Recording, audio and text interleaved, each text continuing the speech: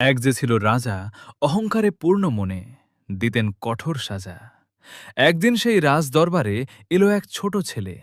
রাজা শুধালেন অট্টহাসিতে, সকল কৌতুক ফেলে। রাজা বললেন, শোনো হে বালক, জবাব দাও মোর। ধরো এই জলের পাত্র, অর্ধেক খালি নাকি অর্ধেক পূর্ণ? সত্য বলিবে মাত্র। পুরো দরবার নিস্তব্ধ।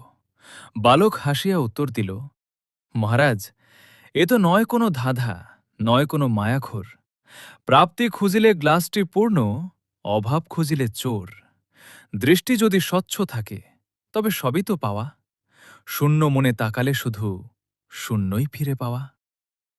রাজার দর্প চূর্ণ হল সেই বালকের এক কথায়। বুঝলেন তিনি, সুখ লুকিয়ে কেবলই ভাবনায়। সিংহাসন আর মুকুট থাকলেই হওয়া যায় না ধন্য। তুষ্ট মনে যে বাস করে, সেই তো রাজার জন্য।